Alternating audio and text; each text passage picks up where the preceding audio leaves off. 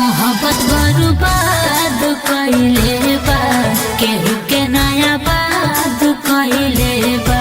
मोहब्बत बर्बाद कइले बा, केहू के नया बात कइले बा।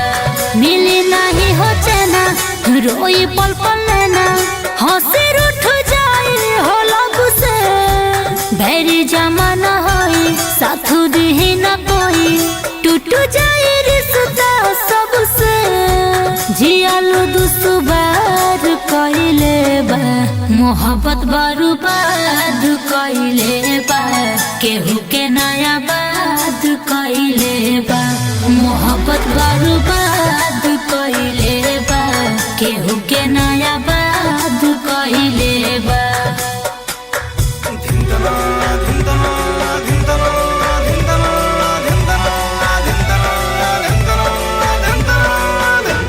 मोहब्बत बर्बाद कइले बा, केहू के नया बात कइले बा।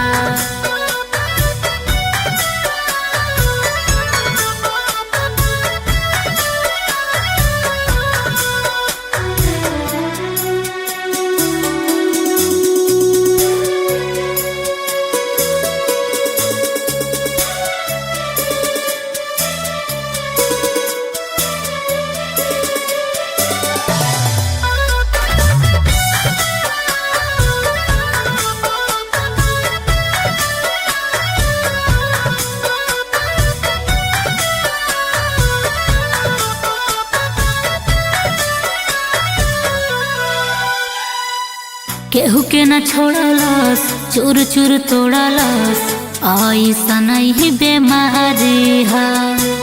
गलत तू सहे कुछ न लौके, ऐसा नहीं खुमारी है। इश्क एक आग के दरिया और डूब के पार करेगे बा। केहू के न छोड़लस, चूर चूर तोड़लस, ऐसा नहीं बेमारी है।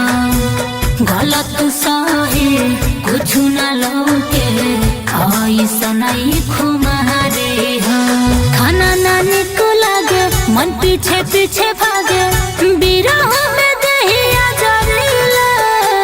भीखों में मत मांगे, पागल बनू भागे, दिल से जे प्यार करेला। गलती बार कइले बा, मोहब्बत बर्बाद कइले बा, केहू के नया बात कइले बा। मोहब्बत बर्बाद कइले बा, केहू के नया बात कइले बा।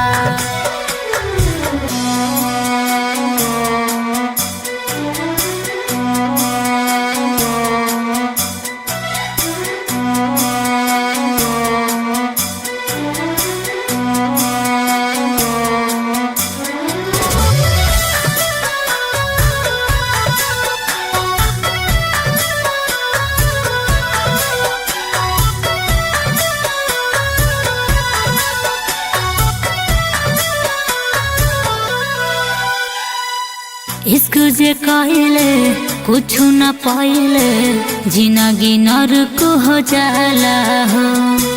अपने देहिया बोझ लागे, एतना फर्क हो जाला हो।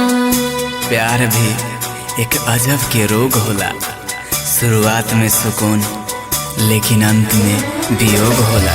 इश्क जे कइले कुछ न पाइले, जिंदगी नरक हो जाला हो। अपने देहिया बोझ लागे, एतना फर्क हो जाला हो।